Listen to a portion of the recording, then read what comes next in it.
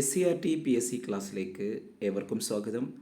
നമ്മുടെ ഇന്നത്തെ ക്ലാസ്സിൽ 6ാം ക്ലാസ്സിലെ സോഷ്യൽ സയൻസ് സാമൂഹ്യശാസ്ത്രത്തിലെ 2ാം അധ്യായം ആദ്യകാല രാഷ്ട്രങ്ങളാണ് നമ്മളിന്ന് ചർച്ച ചെയ്യാൻ പോകുന്നത്. ആദ്യകാലത്തെ നഗര രാഷ്ട്രങ്ങളെക്കുറിച്ചാണ് ഈ പാഠഭാഗത്തിൽ ചർച്ച ചെയ്യുന്നത്. ഗ്രീസ്, ഇറാൻ, ഇറ്റലി, ഇന്ത്യ തുടങ്ങിയ രാജ്യങ്ങളിലെ ആദ്യകാല നഗര രാഷ്ട്രങ്ങളും അവയുടെ സാമൂഹിക പ്രത്യേകതകളുമാണ് ഈ പാഠഭാഗത്ത് ചർച്ച ചെയ്യുന്നത്. പാഠഭാഗത്തേക്ക് നമുക്ക് കടക്കാം.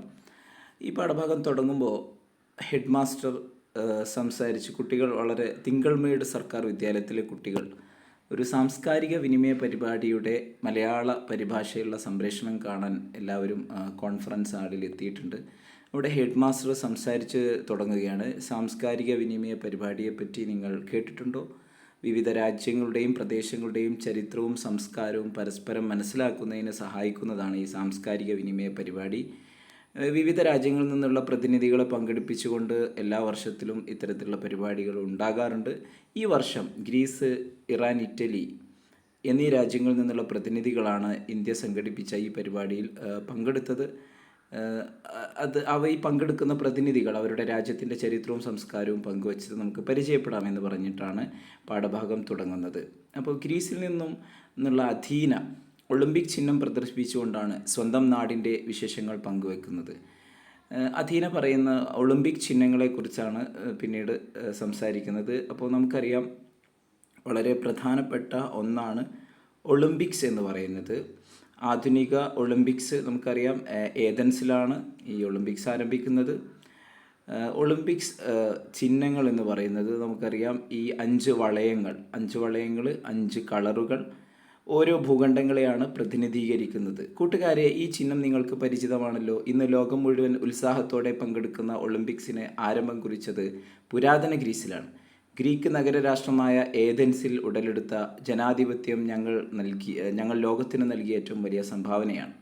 തെക്ക് കിഴക്കൻ യൂറോപ്പിലാണ് ഗ്രീസ് സ്ഥിതി ചെയ്യുന്നത്. സമുദ്രനിരപ്പിൽ നിന്നും ഉയർന്ന് സ്ഥിതി ചെയ്യുന്ന ഒറ്റപ്പെട്ട താഴ്വരകൾ, കുന്നുകൾ, ചെറുപർവ്വതങ്ങൾ തുടങ്ങിയ ഭൂമിശാസ്ത്ര സവിശേഷതകളാൽ സമ്പന്നമാണ് എൻ്റെ രാജ്യം. അപ്പോൾ ഗ്രീക്കിനെ കുറിച്ചിട്ടുള്ളൊരു ആമുഖ വിവരണം ഇവിടെ അധീന നൽകിയാണ്. നമുക്കിവിടെ ഒളിമ്പിക്സിനെ പറ്റിയിട്ടുള്ള ഒരു സൂചന നൽകിയത് കൊണ്ട് തന്നെ ഈ വളയങ്ങളുടെ കളറുകൾ എന്തിനൊക്കെയാണ് സൂചിപ്പിക്കുന്നത് എന്നുള്ളത് മനസ്സിലാക്കാം. നീല വളയം, നീല നിറം സൂചിപ്പിക്കുന്നത് യൂറോപ്പിനെയാണ്.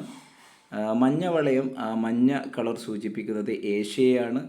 അതുപോലെ തന്നെ കറുപ്പ് വളയം, കറുപ്പ് കളർ സൂചിപ്പിക്കുന്നത് ആഫ്രിക്കയെയാണ്. അതുപോലെ പച്ച വളയം, അത് ആസ്ട്രേലിയയാണ് സൂചിപ്പിക്കുന്നത്. ചുവപ്പ് സൂചിപ്പിക്കുന്നത് അമേരിക്കയാണ്. ഇനി നമുക്കവിടെ ഈ പാഠഭാഗത്ത് അടുത്തതായിട്ട് ഗ്രീക്ക് നഗര രാഷ്ട്രങ്ങളെ പറ്റിയിട്ടാണ് പറയുന്നത്. പുരാതന ഗ്രീസിൽ ഗ്രാമങ്ങളായിരുന്നു പ്രധാന അധിവാസ കേന്ദ്രങ്ങൾ. കൃഷിയും കച്ചവടവും വികസിച്ചതോടെ നഗരങ്ങൾ രൂപം കൊണ്ടു.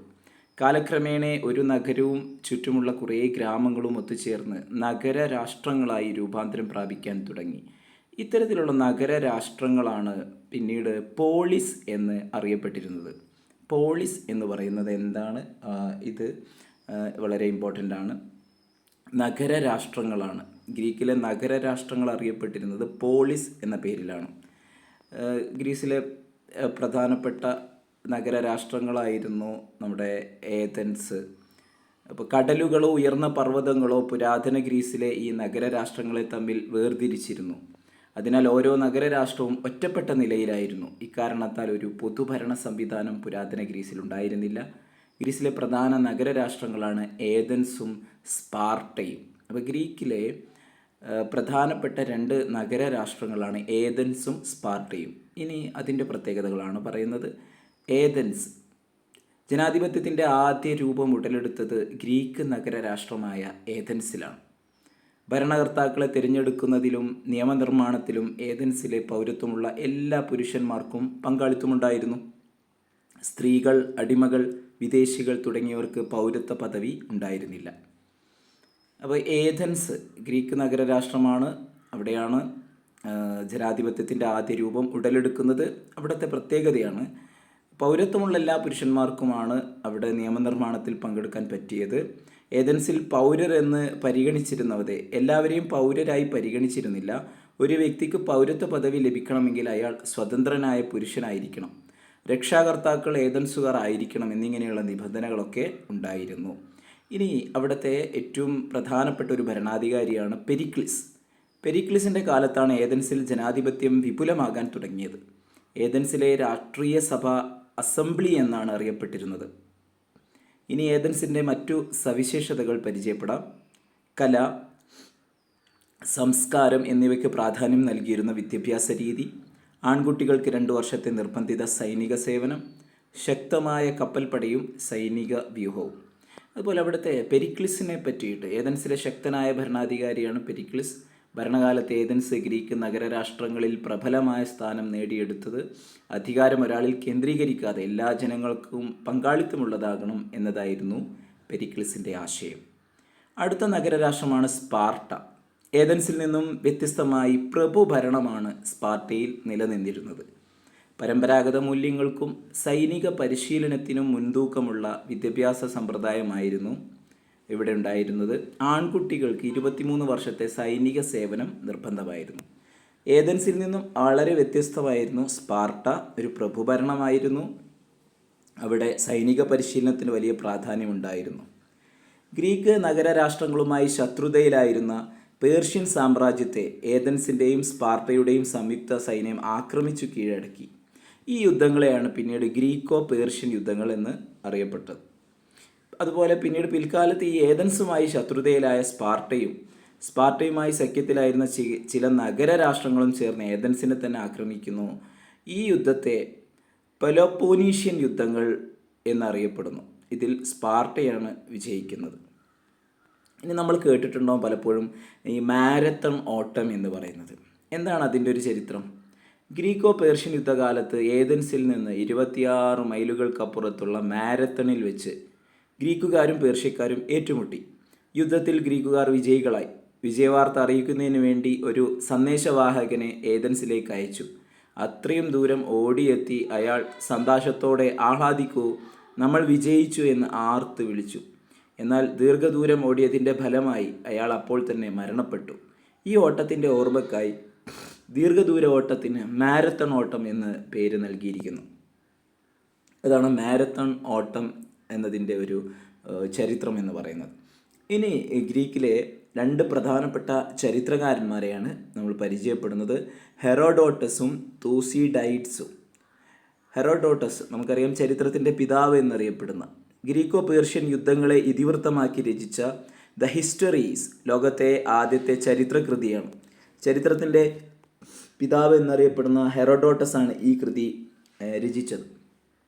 സ്പാർട്ടയും ഏതൻസും തമ്മിൽ നടന്ന പെലോപ്പോനീഷ്യൻ യുദ്ധങ്ങളെ ചരിത്രം രേഖപ്പെടുത്തിയത് തൂസിഡൈഡ്സ് എന്ന ചരിത്രകാരനാണ്. ഹിസ്റ്ററി ഓഫ് ദ പെലോപ്പോനീഷ്യൻസ് വാർ എന്നാണ് ആ ചരിത്രകൃതിയുടെ പേര്. അപ്പോൾ ദ ഹിസ്റ്ററീസ് എന്ന് പറയുന്ന കൃതി എഴുതിയത് ഹെറോഡോട്ടസും അതുപോലെ തന്നെ ഹിസ്റ്ററി ഓഫ് ദി പെലോപ്പോനീഷ്യൻ വാർ എന്ന കൃതി എഴുതിയത് തൂസിഡൈഡ്സ്. 2 ചരിത്രകാരന്മാരും അവരുടെ 2 ചരിത്രകൃതികളും നമ്മൾ ഓർത്തിരിക്കണം. അതുപോലെ ഇനി അടുത്തത് ഗ്രീക്ക് തത്വചിന്തകന്മാരെ പറ്റിയാണ്.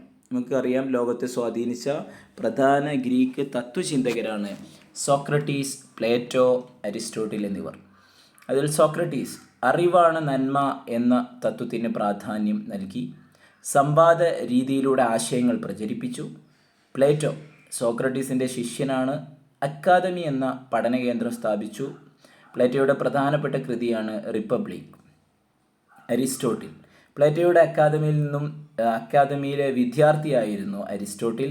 ലൈസിയം എന്ന പഠനകേന്ദ്രം സ്ഥാപിച്ചു. പൊളിറ്റിക്സ് എന്ന ഗ്രന്ഥത്തിൻ്റെ രചയിതാവ്. അപ്പോൾ ഗ്രീക്കിലെ പ്രധാനപ്പെട്ട 3 തത്വചിന്തകന്മാർ. ഇനി നമുക്കറിയാം ഗ്രീക്കിലെ ഒരു വലിയ മഹാകവിയാണ് ഹോമർ. ഇലിയഡ്, ഒഡീസി 2 കൃതികൾ, 2 വലിയ ഇതിഹാസ കാവ്യങ്ങൾ എഴുതിയിട്ടുള്ള ഗ്രീക്കിലെ ഇതിഹാസ കവിയാണ് ഹോമർ. അദ്ദേഹത്തിൻ്റെ ഇലിയഡ് എന്ന് പറയുന്ന കൃതിയിലെ ഒരു ഭാഗമാണ് ഗ്രീക്കുകാർ ട്രോയ് നഗരത്തിന് നേരെ നടത്തിയ യുദ്ധത്തിൻ്റെ കഥയാണ് ഇലിയഡ്. ട്രോയ് നഗരവുമായുള്ള വർഷങ്ങൾ നീണ്ട യുദ്ധത്തിന് ശേഷവും ഗ്രീക്ക് സൈന്യത്തിന് വിജയിക്കാനായില്ല. അവർ ഒരു കൂറ്റൻ മരക്കുതിരയുണ്ടാക്കി ഏറ്റവും മികച്ച പോരാളികളെ കുതിരക്കുള്ളിലാക്കിയ ശേഷം ട്രോയ് നഗരത്തിൻ്റെ വഴിയിൽ ഉപേക്ഷിച്ച് പിൻവാങ്ങി. തോൽവി സമ്മതിച്ച ഗ്രീക്കുകാർ നൽകിയ സമ്മാനമാണ് ആ മരക്കുതിരയെന്ന് ട്രോജന്മാർ കരുതി. വിജയലഹരിയിൽ ട്രോജന്മാർ മരക്കുതിരയെ വലിച്ച് നഗരത്തിനുള്ളിലേക്ക് കൊണ്ടുവന്നു. രാത്രി എല്ലാവരും ഉറങ്ങിക്കഴിഞ്ഞപ്പോൾ കുതിരക്കുള്ളിൽ നിന്നും ഭടന്മാർ പുറത്തിറങ്ങി. കടലിൽ ഒളിച്ചു കിടക്കുകയായിരുന്ന ഗ്രീക്ക് കപ്പലുകൾ ട്രോയിലേക്ക് ഇരച്ചു കയറി. പ്രഭാതത്തിൽ ട്രോയ് നഗരം നാമാവശേഷമായി തീർന്നു എന്ന് പറയുന്ന ഇലിയഡിലെ ഒരു ചെറിയ ഭാഗമാണ് ഇവിടെ കൊടുത്തിട്ടുള്ളത്. അപ്പോൾ ഇതാണ് നമ്മൾ ഗ്രീക്ക് സംസ്കാരത്തെ, ആദ്യകാലത്തെ ഗ്രീക്കിലെ നഗര രാഷ്ട്രങ്ങൾ, അവിടുത്തെ ചരിത്രകാരന്മാർ, തത്വചിന്തകന്മാർ, അവിടുത്തെ ആദ്യകാല ഭരണത്തിൻ്റെ പ്രത്യേകതകൾ തുടങ്ങിയ കാര്യങ്ങളാണ് ചർച്ച ചെയ്തത്. ഇനി നമ്മൾ പേർഷ്യൻ സാമ്രാജ്യത്തെക്കുറിച്ചാണ് സംസാരിക്കുന്നത്. നമുക്കറിയാം പേർഷ്യ എന്ന് വിളിക്കുന്ന പേർഷ്യൻ ഇറാൻ ഇറാൻ കേന്ദ്രീകരിച്ചാണ്, ഇറാനാണല്ലോ പേർഷ്യ എന്ന് വിളിക്കുന്നത്. അപ്പോൾ ഈ പേർഷ്യനെ കുറിച്ച് സംസാരിക്കുമ്പോൾ എന്താണ് ഈ പേർഷ്യൻ സാമ്രാജ്യത്വത്തിൻ്റെ സംസ്കാരത്തിൻ്റെ പ്രത്യേകതകൾ? കൂട്ടുകാരെ, ഞങ്ങളുടെ രാജ്യമായ അവിടെ ഇറാനെ പ്രതിനിധീകരിച്ച് ജഹാൻ അദ്ദേഹം ആ കുട്ടിയാണ് വിവരണം നൽകുന്നത്. അവിടെ ഏറ്റവും പ്രധാനമായിട്ട് ഈ പേർഷ്യൻ സാമ്രാജ്യത്വത്തിൻ്റെ തലസ്ഥാനം ഏതാണ് എന്നുള്ള ഒരു വളരെ പ്രധാനപ്പെട്ട ഒരു ചോദ്യമാണ്. അത് നമ്മൾ ഓർത്തിരിക്കണം. പെർസെപോളിസ് ആയിരുന്നു ഈ പേർഷ്യൻ സാമ്രാജ്യത്വത്തിൻ്റെ തലസ്ഥാനം, പെർസെപോളിസ്. എന്തൊക്കെയാണ് ഈ പേർഷ്യൻ സംസ്കാരത്തിൻ്റെ ഭരണ സംവിധാനത്തിൻ്റെ പ്രത്യേകതകൾ? പേർഷ്യൻ സാമ്രാജ്യത്തിലെ പ്രമുഖരായ ഭരണാധികാരികളായിരുന്നു സൈറസും ദാരിയസ് ഒന്നാമനും സെർക്കിസിസും. ഇവർ പേർഷ്യൻ സാമ്രാജ്യത്തിലെ പ്രമുഖ ഭരണാധികാരികളായിരുന്നു. അവിടുത്തെ ഭരണ സൗകര്യത്തിനായി വിശാലമായ സാമ്രാജ്യത്തെ നിരവധി സത്രപി എന്ന് പറയുന്നത് പ്രവിശ്യയാണ്, അങ്ങനെ നിരവധി സത്രപികളായി വിഭജിച്ചിരുന്നു. സത്രം എന്നറിയപ്പെട്ടിരുന്ന ഗവർണർമാരുടെ കീഴിലായിരുന്നു ഈ സത്രപികൾ. ഈ സത്രപികളിലെ പ്രവിശ്യകളിലെ ഗവർണർ അറിയപ്പെട്ടത് സത്രപ് എന്ന പേരിലായിരുന്നു. സത്രപുമാർ രാജാവിൻ്റെ നിയമങ്ങളും നികുതി സമ്പ്രദായങ്ങളും സത്രപികളിൽ നടപ്പിലാക്കി. അപ്പോൾ ഇതാണ് അവിടുത്തെ ഒരു ഭരണ സംവിധാനം. പേർഷ്യൻ ഭരണ സംവിധാനത്തിലെ ഏറ്റവും പ്രധാനപ്പെട്ട പ്രവിശ്യകളെ വിളിച്ചിരുന്നത് സത്രപി എന്നായിരുന്നു. അവിടെ ഭരിച്ചിരുന്ന ഗവർണറെ വിളിച്ചിരുന്നത് സത്രപ്. മറ്റൊരു പേർഷ്യൻ ഭരണ സംവിധാനത്തിൻ്റെ പ്രത്യേകതയാണ് അവിടുത്തെ സരതുഷ്ട്ര ദർശനം. പേർഷ്യയിലാണ് സരതുഷ്ട്ര ദർശനം രൂപം കൊണ്ടത്. എന്താണ് സരതുഷ്ട്ര ദർശനം എന്ന് പറയുന്നത്? സരതുഷ്ട്ര ദർശനം അത് സ്ഥാപിക്കുന്ന സ്ഥാപകൻ സരതുഷ്ടയാണ്. അതിൻ്റെ പ്രത്യേകത ആഹുരമസ്ത എന്ന് വിളിക്കപ്പെട്ട ഏകദൈവത്തിലാണ് അവർ വിശ്വസിച്ചത്. ആഹുരമസ്ത എന്ന് വിളിക്കപ്പെട്ട ഏകദൈവത്തിൽ വിശ്വസിച്ചു. സെൻറ്റ് അവസ്ഥ ആയിരുന്നു അവരുടെ മതഗ്രന്ഥം. അപ്പോൾ സരതുഷ്ട ദർശനം രൂപം കൊണ്ടത് പേർഷ്യയിലാണ്. പേർഷ്യൻ സംസ്കാരത്തിൻ്റെ മറ്റൊരു പ്രത്യേകതയാണ് അവിടുത്തെ ഒരു ദർശനമാണ് സരതുഷ്ട്ര ദർശനം. ഇത് സ്ഥാപിച്ചത് സരതുഷ്ടയാണ്. ഇവർ ആഹുരമസ്ത എന്ന് വിളിക്കപ്പെട്ട ഏകദൈവത്തിൽ വിശ്വസിച്ചു. സെൻറ്റ് അവസ്ഥ അവരുടെ മതഗ്രന്ഥമായിരുന്നു. ഇത്രയുമാണ് പേർഷ്യൻ സംസ്കാരവുമായി ബന്ധപ്പെട്ട് നമ്മൾ അറിഞ്ഞിരിക്കേണ്ട പ്രധാനപ്പെട്ട കാര്യങ്ങൾ. അടുത്തത് റോമൻ സാമ്രാജ്യത്തെ പറ്റിയാണ്. എലീനയാണ് റോമൻ സാമ്രാജ്യത്തെ പ്രതിനിധീകരിച്ച് അവിടെ കാര്യങ്ങൾ സംസാരിക്കുന്നത്. നോക്കൂ, എൻ്റെ നാടായ ഇറ്റലി റോമാ സാമ്രാജ്യത്തിൻ്റെ ഭാഗമായിരുന്നു. പാശ്ചാത്യ നാഗരികതയുടെ ജന്മസ്ഥലമായാണ് റോമാ നഗരം കണക്കാക്കപ്പെടുന്നത്. എല്ലാ പാതകളും റോമിലേക്ക് എന്ന പ്രയോഗം തന്നെ ഈ സാമ്രാജ്യത്തിൻ്റെ പ്രാധാന്യം സൂചിപ്പിക്കുന്നു. ആദ്യകാലത്ത് റോമിൽ രാജഭരണമായിരുന്നു നിലനിന്നിരുന്നത്. എന്നാൽ കാലക്രമത്തിൽ പ്രജാതൽപരർ അല്ലാത്ത ഭരണാധികാരികൾക്കെതിരെ കലാപങ്ങൾ ഉയർന്നു വരികയും BC 6-ാം നൂറ്റാണ്ടിൽ രാജഭരണം അവസാനിക്കുകയും ചെയ്തു. തുടർന്ന് റിപ്പബ്ലിക് എന്ന പുതിയൊരു ഭരണ സംവിധാനം റോമിൽ നിലവിൽ വന്നു. പുരാതന റോമിൻ്റെ ചരിത്രത്തിലെ പ്രധാന വഴിത്തിരിവായിരുന്നു റിപ്പബ്ലിക്കിൻ്റെ ഉദയം. അപ്പോൾ റോമൻ സാമ്രാജ്യം ഇറ്റലിയൊക്കെ ഈ റോമാ സാമ്രാജ്യത്തിൻ്റെ ഭാഗമായിരുന്നു. അവിടുത്തെ പ്രത്യേകതകൾ, ആദ്യകാലത്ത് അവിടെ രാജഭരണമായിരുന്നു. എന്നാൽ പിന്നീടാണ് റിപ്പബ്ലിക് എന്ന ഒരു പുതിയ ഭരണ സംവിധാനം അവിടെ വരുന്നത്. നോക്കൂ, റിപ്പബ്ലിക്കൻ ഭരണ സംവിധാനത്തിൽ രാജാവിന് പകരം കോൺസൽ എന്നറിയപ്പെട്ടിരുന്ന തിരഞ്ഞെടുക്കപ്പെട്ട ഉദ്യോഗസ്ഥർക്കായിരുന്നു ഭരണ ചുമതല. BC 1-ാം നൂറ്റാണ്ടിൽ റോമൻ റിപ്പബ്ലിക്കിൻ്റെ കോൺസൽ പദവി വഹിച്ചിരുന്ന ജൂലിയസ് സീസർ റിപ്പബ്ലിക്കൻ ഭരണരീതി അവസാനിപ്പിച്ച് ഏകാധിപതിയായി അധികാരം കൈയടക്കി. അഗസ്റ്റസിൻ്റെ ഭരണകാലത്താണ് റോമൻ റിപ്പബ്ലിക്ക് പൂർണ്ണമായും റോമ സാമ്രാജ്യമായി മാറിയത്. അഗസ്റ്റസിൻ്റെ ഭരണകാലമാണ്. ഇതോടെ ചക്രവർത്തി പരമോന്നത ഭരണാധികാരിയായി മാറി. എന്താണ് റോമൻ സാമ്രാജ്യത്തിൻ്റെ സവിശേഷതകൾ? യൂറോപ്പ്, വടക്കൻ ആഫ്രിക്ക, പടിഞ്ഞാറൻ ഏഷ്യ എന്നിവിടങ്ങളിൽ വ്യാപിച്ചിരുന്ന വിശാലമായ സാമ്രാജ്യമായിരുന്നു. റോമൻ ചക്രവർത്തിമാർ പ്രിൻസപ്പ്, പ്രഥമ പൗരൻ എന്നറിയപ്പെട്ടു. റോമൻ ചക്രവർത്തിമാർ അറിയപ്പെട്ട പേരാണ് പ്രിൻസപ്പ്. പ്രിൻസപ്പ് തലവനായ റോമൻ ഭരണ സംവിധാനം പ്രിൻസിപ്പേറ്റ് എന്നറിയപ്പെട്ടു. പ്രിൻസപ്പ് തലവനായ റോമൻ ഭരണ സംവിധാനം അറിയപ്പെട്ട പേരാണ് പ്രിൻസിപ്പേറ്റ്. അഗസ്റ്റസ് ആണ് പ്രിൻസിപ്പേറ്റ് ഭരണ സംവിധാനം സ്ഥാപിച്ചത്. വേതനം കൈപ്പറ്റി സേവനം ചെയ്ത ശക്തമായ സൈന്യം ഉണ്ടായിരുന്നു ഈ റോമിൽ. അപ്പോൾ റോമിൻ്റെ സാംസ്കാരിക സംഭാവനകളാണ് ഇനി അടുത്തത്. ഭാഷ, സാഹിത്യം, കല, നഗരാസൂത്രണം തുടങ്ങിയ മേഖലകളിലെല്ലാം റോമിൻ്റെ സംഭാവനകൾ നിലനിൽക്കുന്നുണ്ട്. ജലവിതരണത്തിനായി നിർമ്മിക്കപ്പെട്ട കമാനാകൃതിയിലുള്ള കനാലുകളായ അക്വിഡക്റ്റുകളും വിശാലമായതും തുറന്ന വേദിയുമായ കൊളോസിയവും റോമൻ സാമ്രാജ്യത്തിൻ്റെ സാംസ്കാരിക സംഭാവനകളാണ്. അപ്പോൾ അക്വിഡക്റ്റും കൊളോസിയവും റോമിൻ്റെ വലിയ സംഭാവനകൾക്ക്, സാംസ്കാരിക സംഭാവനകൾക്ക് ഉദാഹരണമാണ്. തുറന്ന വേദിയായിട്ടുള്ള കൊളോസിയം, അതുപോലെ തന്നെ കനാലുകളായിട്ടുള്ള അക്വിഡക്റ്റ്. അപ്പോൾ ഇത്രയുമാണ് റോമൻ സംസ്കാരത്തെ, റോമനിലെ സാമ്രാജ്യത്തെ പറ്റിയും അവിടുത്തെ രാഷ്ട്രത്തിൻ്റെ പ്രത്യേകതകളെ പറ്റിയും സാംസ്കാരിക സംഭാവനകളെ പറ്റിയും. ഇനി നമ്മുടെ ഇന്ത്യയിലേക്ക് വരാം. രാഷ്ട്ര രൂപീകരണം ഇന്ത്യയിൽ. അപ്പോൾ വിവാനാണ് ഇന്ത്യയെ പ്രതിനിധീകരിച്ച് സംസാരിക്കുന്നത്.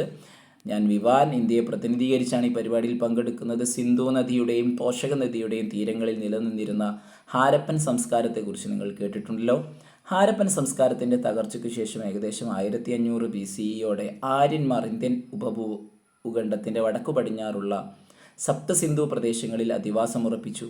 അക്കാലത്ത് രചിക്കപ്പെട്ട വേദങ്ങളിൽ നിന്നാണ് ഇവരെക്കുറിച്ച് നമുക്ക് വിവരങ്ങൾ ലഭിക്കുന്നത്. വേദങ്ങൾ രചിക്കപ്പെട്ട ഈ കാലഘട്ടം വേദകാലം എന്നറിയപ്പെടുന്നു. പിൽക്കാലത്ത് ആര്യന്മാർ സപ്തസിന്ധു പ്രദേശത്തു നിന്ന് ഗംഗയുടെയും പോഷക നദികളുടെയും തീരങ്ങളിൽ എത്തിച്ചേർന്നു.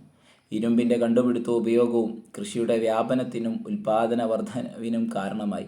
മിച്ചോൽപാദനം കച്ചവട കേന്ദ്രങ്ങളുടെ വികാസത്തിന് വഴി തെളിയിച്ചു. ഈ കച്ചവട കേന്ദ്രങ്ങളാണ് പിന്നീട് നഗരങ്ങളായി മാറിയത്. ഈ നഗരങ്ങൾ കേന്ദ്രീകരിച്ച് ജനപദങ്ങൾ രൂപപ്പെട്ടു. അപ്പോൾ ഇന്ത്യയുടെ ഒരു സിന്ധു നദിയുടെയും പോഷക നദിയുടെയും നേരുന്ന ഒരു ഹാരപ്പൻ സംസ്കാരം, അതിനകത്ത് പിന്നെ ആര്യന്മാർ ഇന്ത്യയിലേക്ക് വന്നത്, ഈ പ്രദേശങ്ങളിൽ അധിവാസം ഉറപ്പിച്ചത്, അവർ രചിക്കപ്പെട്ട വേദങ്ങളിൽ നിന്നാണ് നമുക്ക് ഈ വേദകാലം, വേദങ്ങൾ രചിക്കപ്പെട്ട ഈ കാലത്തെ വേദകാലം എന്നറിയപ്പെടുന്നു. പിന്നീട് ആര്യന്മാർ ഈ സപ്തസിന്ധു പ്രദേശത്ത് നിന്ന് ഗംഗയുടെയും പോഷക നദിയുടെയും തീരങ്ങളിൽ എത്തിച്ചേർന്ന് ഇരുമ്പിൻ്റെ കണ്ടുപിടുത്തം, ഉപയോഗം, കൃഷി, വ്യാപനം, ഇതൊക്കെയാണ് പിന്നീട് ഒരു വലിയൊരു സാംസ്കാരിക പിന്നെ നഗരങ്ങളായിട്ട് മാറാൻ കാരണമായി. നഗരങ്ങൾ കേന്ദ്രീകരിച്ച് ജനപദങ്ങൾ രൂപപ്പെട്ടു. ഇവിടെ വളരെ പ്രധാനപ്പെട്ട ഒന്ന്, ജനപദങ്ങളിൽ നിന്നും മഹാജനപദങ്ങളിലേക്ക്. അപ്പോൾ ഈ ജനപദം എന്ന് പറഞ്ഞാൽ ജനം അധിവസിച്ച സ്ഥലം എന്നാണ് അതിൻ്റെ അർത്ഥം. വിഭവങ്ങൾ ലഭ്യമായ ഇടങ്ങളിൽ കൃഷിയിടങ്ങളും താമസ മേഖലകളും രൂപപ്പെടുത്തിയ ജനങ്ങൾ അവിടെ സ്ഥിരമായി താമസിച്ചു. ഇതിനെയാണ് എങ്ങനെയാണ് ജനപദങ്ങൾ രൂപപ്പെട്ടത്? 16 മഹാജനപദങ്ങളുണ്ടായിരുന്നു. മഹാജനപദം എന്ന് പറയുമ്പോൾ പുരാതന ഇന്ത്യയിൽ രൂപം കൊണ്ട നഗരങ്ങൾ കേന്ദ്രീകരിച്ചാണ് ജനപദങ്ങൾ രൂപപ്പെട്ടു, നമ്മൾ പറഞ്ഞല്ലോ. ഫലഭൂയിഷ്ടമായ തീരങ്ങളും സമൃദ്ധമായ വനമേഖലകളും ചില ജനപദങ്ങളെ കൂടുതൽ ശക്തമാക്കി. സമീപ പ്രദേശത്തുള്ള ജനപദങ്ങളെ കീഴടക്കിയ പ്രബലമായ ജനപദങ്ങളെല്ലാം മഹാജനപദങ്ങളായി പരിണമിച്ചു. അടുത്തുള്ള ചെറിയ ജനപദങ്ങളൊക്കെ കീഴ്പ്പെടുത്തി അവർ മഹാജനപദങ്ങളായി മാറി. മഹാജനപദങ്ങളുടെ കാലം ഇന്ത്യയിലെ 2ാം നഗരവൽക്കരണം എന്നാണ് അറിയപ്പെടുന്നത്. 16 മഹാജനപദങ്ങളുണ്ടായിരുന്നു അക്കാലത്ത്. കമ്പോജം, ഗാന്ധാരം, മഗധ, അംഗം, വജ്ജി, മല്ല, കാശി, വത്സ, കോസലം, ചേതി, പാഞ്ചാലം, അശ്മകം, അവന്തി, ശൂരസേന, കുരു, മത്സ്യ എന്നിവയായിരുന്നു 16 മഹാജനപദങ്ങൾ. മഗധ പ്രബല ശക്തിയാകുന്നു. BCE 6-ാം നൂറ്റാണ്ടിൽ ഇന്ത്യയിൽ നിലനിന്നിരുന്ന 16 മഹാജനപദങ്ങളിൽ പ്രബല ശക്തിയായി മാറിയത് മഗധയാണ്. നോക്കൂ, അതിൻ്റെ പ്രത്യേകത എന്താണ്? മഗധയുടെ വളർച്ചയ്ക്ക് സഹായകമായ ഘടകങ്ങൾ എന്തായിരുന്നു? ശക്തരായ ഭരണാധികാരികളും ശക്തമായ സൈന്യവും. ഗംഗയുടെയും പോഷക നദികളുടെയും സാമീപ്യം കൊണ്ടുണ്ടായ ഫലഭൂയിഷ്ഠത, അതുപോലെ ഇരുമ്പയിരിൻ്റെ സാന്നിധ്യം, ഇരുമ്പായുധങ്ങളുടെയും ഉപകരണങ്ങളുടെയും നിർമ്മാണവും ഉപയോഗവും. മറ്റൊന്ന് കാർഷിക മേഖലയിലും വാണിജ്യ രംഗത്തും ഉണ്ടായ പുരോഗതി. തുടക്കത്തിൽ രാജഗൃഹയും, അതായത് ബീഹാറിലെ രാജ്ഗീർ, പിന്നീട് പാടലീപുത്രവും പാറ്റ്ന ആയിരുന്നു മഗധയുടെ തലസ്ഥാനങ്ങൾ. അപ്പോൾ ആദ്യകാലത്ത് മഗധയുടെ തലസ്ഥാനം രാജഗൃഹയായിരുന്നു, ബീഹാറിലെ രാജ്ഗീർ, പിന്നീട് പാടലീപുത്രം, പാറ്റ്ന ആയിരുന്നു മഗധയുടെ തലസ്ഥാനങ്ങൾ. ഈ മഗധയിലെ പ്രധാന ഭരണാധികാരികൾ ബിംബിസാരൻ, അജാതശത്രു, പത്മനന്ദൻ, ധനനന്ദൻ, ഇവരൊക്കെ മഗധയിലെ പ്രധാന ഭരണാധികാരികളായിരുന്നു. ഇനി പ്രധാനപ്പെട്ട ഒരു മൗര്യ രാജ്യത്തെ പറ്റിയാണ് ഇനി പറയുന്നത്. BCE 321 മഗധയിലെ ഭരണാധികാരിയായിരുന്ന ധനനന്ദനെ പരാജയപ്പെടുത്തി ചന്ദ്രഗുപ്ത മൗര്യൻ മഗധയുടെ അധികാരം പിടിച്ചെടുത്തു. BCE 321 മഗധയിലെ ഭരണാധികാരിയായ ധനനന്ദനെ പരാജയപ്പെടുത്തി ചന്ദ്രഗുപ്ത മൗര്യൻ മഗധയുടെ അധികാരം പിടിച്ചെടുക്കുന്നത്. മഗധയോടൊപ്പം സമീപ പ്രദേശങ്ങളും കൂട്ടിച്ചേർത്ത് മൗര്യ രാജ്യം സ്ഥാപിച്ചു. ചന്ദ്രഗുപ്ത മൗര്യനാണ് ഇങ്ങനെ ചെയ്തത്. മഗധയെ വിശാലമായ മൗര്യ രാജ്യമാക്കി മാറ്റാനും മികച്ചൊരു ഭരണ സംവിധാനം രൂപപ്പെടുത്താനും ചന്ദ്രഗുപ്ത മൗര്യനെ സഹായിച്ചത് അദ്ദേഹത്തിൻ്റെ മന്ത്രിയായ കൗടില്യനാണ്, അഥവാ ചാണക്യൻ. അല്ലേ, നമുക്കറിയാം കൗടില്യൻ്റെ വളരെ പ്രശസ്തമായ കൃതിയാണ് അർത്ഥശാസ്ത്രം. മൗര്യ രാജ്യത്തെക്കുറിച്ച് നമുക്ക് വിവരങ്ങൾ ലഭിക്കുന്നത് കൗടില്യൻ രചിച്ച അർത്ഥശാസ്ത്രത്തിൽ നിന്നാണ്. രാജഭരണം നടത്തേണ്ടതും രാജ്യവിസ്തൃതി വർദ്ധിപ്പിക്കേണ്ടതും എങ്ങനെയാണെന്ന് ഈ കൃതിയിൽ വിവരിക്കുന്നുണ്ട്. രാജ്യത്തെ ആക്രമണങ്ങളിൽ നിന്ന് രക്ഷിക്കേണ്ട വിധം, നികുതി ഈടാക്കൽ എന്നിവയെക്കുറിച്ചൊക്കെ ഈ പുസ്തകത്തിനകത്ത് പ്രതിപാദിക്കുന്നു. മൗര്യ രാജ്യത്തിലെ മികച്ച ഭരണാധികാരിയായിരുന്ന അശോകൻ കാശ്മീരും കലിംഗവും, അതായത് ഇന്നത്തെ ഒഡീഷയുടെ കടലോര പ്രദേശം, ഇതൊക്കെ കീഴടക്കി രാജ്യത്തിൻ്റെ വിസ്തൃതി വർദ്ധിപ്പിച്ചു. ഇതൊക്കെയാണ് മൗര്യ രാജ്യത്തിൻ്റെ പ്രത്യേകതകൾ പറയുന്നത്. ഇനി നമുക്ക് ഈ പാഠഭാഗത്തിൻ്റെ അവസാന ഭാഗത്ത് പ്രാചീന ഇന്ത്യയിലെ ദർശനങ്ങളെ പറ്റിയിട്ടാണ് പറയുന്നത്. പ്രാചീന ഇന്ത്യയിലുണ്ടായ ആദ്യകാല രാഷ്ട്ര രൂപീകരണം നമ്മൾ പറഞ്ഞു. ഇക്കാലത്ത് രൂപം കൊണ്ട ചില ദർശനങ്ങൾ നമുക്ക് പരിചയപ്പെടാം. ഒന്ന് ജൈനമതമാണ്. BCE 6-ാം നൂറ്റാണ്ടിൽ ഇന്ത്യയിൽ രൂപം കൊണ്ട ദർശനമായിരുന്നു ജൈനമതം. വർദ്ധമാന മഹാവീരനാണ് ജൈനമതം പ്രചരിപ്പിച്ചത്. ജൈനമതത്തിലെ 24-ാമത്തെ തീർത്ഥങ്കരനായിരുന്നു വർദ്ധമാന മഹാവീരൻ. ലൗകിക സുഖങ്ങളെ കീഴടക്കിയവൻ എന്ന അർത്ഥം വരുന്ന ജിനൻ എന്നും അദ്ദേഹം അറിയപ്പെട്ടു. അപ്പോൾ ജൈനമതത്തിലെ 24-ാമത്തെ തീർത്ഥങ്കരനായ വർദ്ധമാന മഹാവീരൻ, അദ്ദേഹത്തിന് അങ്ങനെ ഒരു പേര് കിട്ടാൻ ജിനൻ എന്നും അദ്ദേഹം അറിയപ്പെട്ടു. ലൗകിക സുഖങ്ങളെ കീഴടക്കിയവൻ. തീർത്ഥങ്കരർ എന്ന് പറയുന്നത് സന്യാസത്തിലൂടെ ജ്ഞാനം നേടിയവർ എന്നാണ് തീർത്ഥങ്കരർ എന്ന വാക്കിൻ്റെ അർത്ഥം. ജൈനമത വിശ്വാസപ്രകാരം 24 തീർത്ഥങ്കരരുണ്ടായിരുന്നു. ജൈനമതത്തിൻ്റെ ആശയങ്ങൾ എന്തൊക്കെയാണ്? എല്ലാ വസ്തുക്കൾക്കും ജീവനുണ്ട്, ജീവനുള്ള ഒന്നിനെയും ഉപദ്രവിക്കരുത്, അതായത് അഹിംസയെ പ്രോത്സാഹിപ്പിക്കുന്നു, കളവ് പറയരുത്, മോഷ്ടിക്കരുത്, ശരിയായ വിശ്വാസം, ശരിയായ അറിവ്, ശരിയായ പ്രവൃത്തി, ത്രിരത്നങ്ങൾ എന്നാണ് ഇതറിയപ്പെടുന്നത്. ശരിയായ വിശ്വാസം, ശരിയായ അറിവ്, ശരിയായ പ്രവൃത്തി എന്നിവ അനുഷ്ഠിക്കുക. ഇതൊക്കെയാണ് ജൈന മത ആശയങ്ങൾ. അടുത്തതാണ് ബുദ്ധമതം. പ്രാചീന ഇന്ത്യയിൽ രൂപം കൊണ്ട മറ്റൊരു പ്രധാന ദർശനമായിരുന്നു ബുദ്ധമതം. ഗൗതമ ബുദ്ധനാണ് ബുദ്ധമതം സ്ഥാപിച്ചത്. സിദ്ധാർത്ഥൻ എന്നായിരുന്നു അദ്ദേഹത്തിൻ്റെ യഥാർത്ഥ പേര്. ബുദ്ധൻ്റെ യഥാർത്ഥ പേര്. ബീഹാറിലെ ബോധഗയയിൽ വെച്ച് അദ്ദേഹത്തിന് ജ്ഞാനോദയം നേടി അദ്ദേഹം ഗൗതമ ബുദ്ധൻ എന്നറിയപ്പെട്ടു. ബീഹാറിലെ ബോധഗയയിൽ വെച്ചിട്ടാണ് അദ്ദേഹത്തിന് ജ്ഞാനോദയം ലഭിക്കുന്നത്. ബുദ്ധമതത്തിൻ്റെ ആശയങ്ങൾ: ഹിംസിക്കാതിരിക്കുക, കളവ് പറയാതിരിക്കുക, സത്യസന്ധത പുലർത്തുക, അന്യരുടെ സ്വത്ത് ആഗ്രഹിക്കാതിരിക്കുക. അപ്പോൾ ഈ രണ്ട് പ്രധാനപ്പെട്ട ദർശനവും ജൈനമതം, ബുദ്ധമതം. മറ്റൊന്നാണ് ചാർവാക ദർശനം എന്ന് പറയും. ഇന്ത്യയിൽ നിലനിന്നിരുന്ന മറ്റൊരു ദർശനമായിരുന്നു ചാർവാക ദർശനം. ഈ ദർശനം ലോകായത എന്നും അറിയപ്പെട്ടിരുന്നു. അപ്പോൾ ചാർവാക ദർശനം അറിയപ്പെട്ട മറ്റൊരു പേരാണ് ലോകായത. വിശ്വസിക്കുക എന്നതിനേക്കാൾ അന്വേഷിക്കുക എന്ന തത്വത്തിനായിരുന്നു ചാർവാക ദർശനം പ്രാധാന്യം നൽകിയിരുന്നത്. അപ്പോൾ ഇത്രയുമാണ് ഈ രണ്ടാമത്തെ അധ്യായം. നമുക്കറിയാം BCE 6-ാം നൂറ്റാണ്ട് മുതൽ ലോകത്താകമാനം മനുഷ്യജീവിതത്തിൻ്റെ എല്ലാ മേഖലകളിലും നൂതനമായ കാഴ്ചപ്പാടുകൾ രൂപം കൊള്ളാൻ തുടങ്ങിയിരുന്നു. ഈ കാലഘട്ടത്തിൽ ലോകത്തിൻ്റെ വിവിധ ഭാഗങ്ങളിലുണ്ടായ രാഷ്ട്രീയ ദാർശനിക വികാസങ്ങളെക്കുറിച്ചാണ് ഈ പാഠഭാഗത്തിൽ ചർച്ച ചെയ്തത്. രാഷ്ട്രീയ രൂപീകരണം, അവിടുത്തെ ഭരണ സംവിധാനം, സാംസ്കാരിക മുന്നേറ്റങ്ങളൊക്കെ ഈ പാഠഭാഗത്ത് പറയുന്നു, നമ്മൾ പരിചയപ്പെട്ടു. രാഷ്ട്രത്തിലെ ഭരണ സംവിധാനം, അതിൻ്റെ സവിശേഷതകളും പ്രത്യേകതകളും എല്ലാം ഈ ഭാഗങ്ങളിൽ പറയുകയുണ്ടായി. ഇതോടുകൂടി ഇന്നത്തെ ക്ലാസ് അവസാനിക്കുന്നു. എല്ലാവർക്കും ക്ലാസ് ഇഷ്ടപ്പെട്ടു കഴിഞ്ഞാൽ നമ്മുടെ ചാനൽ സബ്സ്ക്രൈബ് ചെയ്യുക, കമൻറ്റ് ചെയ്യുക, നിങ്ങളുടെ സുഹൃത്തുക്കളിലേക്ക് ഷെയർ ചെയ്യുക. നന്ദി, നമസ്കാരം.